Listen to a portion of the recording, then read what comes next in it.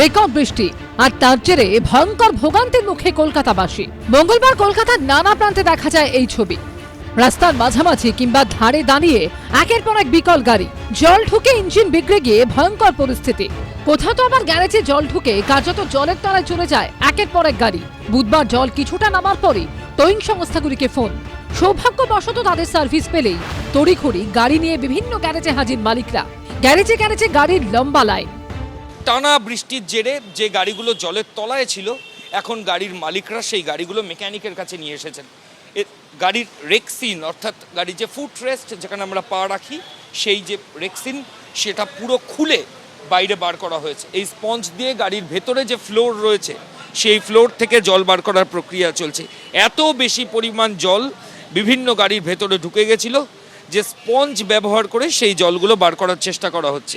রাস্তার মধ্যে যে জলটা জমেছে, এই গাড়িটা যে গাড়িগুলো যাচ্ছে আপ ডাউন হচ্ছে, পুরো জলটা ইঞ্জিনে চলে গেছে।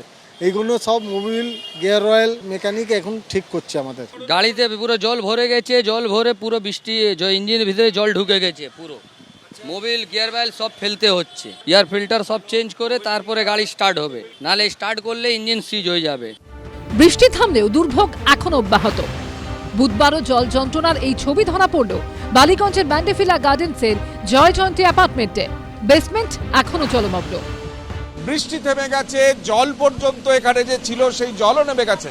বেসমেন্টে প্রচুর গাড়ি আটকে আছে, কার্যত ডুবে আছে, এমনটাই দাবি করছেন এখানকার আবাসিকরা। এত বড় বিল্ডিংয়ে আমরা বসে যতদূর দেখতে পাচ্ছি ততদূর শুধু জল, কার্যত বেসমেন্টে ডুবে গেছে। এবং এই জলের মধ্যেই একাধিক দুর্মূল্য গাড়ি ডুবে আছে, এমনটাই এখানকার আবাসিকরা দাবি করছেন। 16টা গাড়ি নিচের জলের তলায় ডুবেই গেছে। সব একটা মার্সিডিজ আছে, একটা সেল্টোস আছে, একটা ব্রিজা আছে, একটা স্কোডা আছে, সব দামি গাড়ি, মানে গাড়ি জলের তলায়। আমাদের লাইট নেই, জল নেই, মানে এখানে সব বয়স্করা থাকে, তাদের মানে বাড়িতে একটা মোমবাতিও নেই, কারণ আমাদের কোনোদিন এরকম হয়নি। এক বৃষ্টিতেই এই হাল। ফের যদি আকাশের মুখ বেজার হয় তাহলে যে পরিস্থিতি আরো খারাপ হবে তা বলাই বাহুল্য। ময়ূর ঠাকুর চক্রবর্তী ও কৃষ্ণেন্দু অধিকারী রিপোর্ট, এবিপি আনন্দ।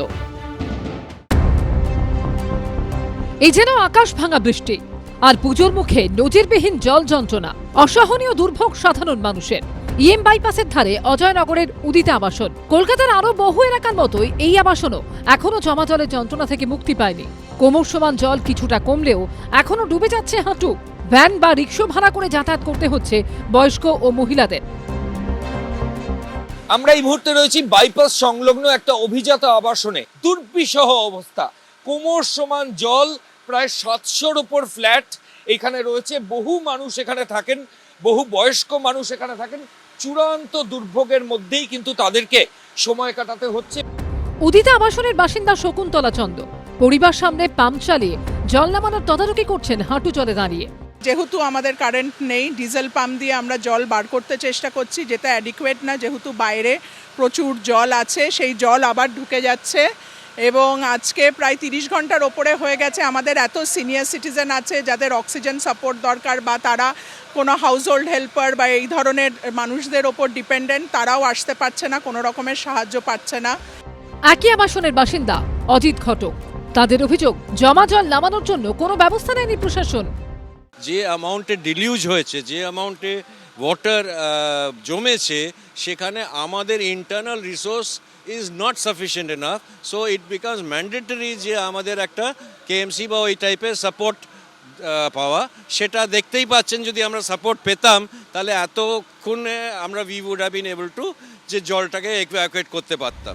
চারপাশে শুধু জল আর জল, মিলছে না পানীয় জল, জ্বলছে না আলো, সব মিলিয়ে অবস্থা দুর্বিষহ।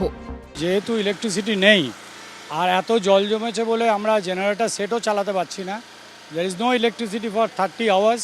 তো খাওয়ার জল কোনো রকমের ব্যবস্থা করা হচ্ছে, বাট ভেতরের অবস্থা খুবই খারাপ। আবাসনের এমন অনেক বাসিন্দা আছেন যাদের নিয়মিত অক্সিজেন সাপোর্ট লাগে। পরিচারিকা বা আয়া ছাড়া চলে না। এই দুর্যোগে তাদের দুর্ভোগ বেড়েছে 1000 গুণ, কারণ দূর দূরান্ত থেকে আসতেই পারেননি পরিচারিকা বা আয়া। ময়ূর ঠাকুর চক্রবর্তী রিপোর্ট, এবিপি আনন্দ, কলকাতা।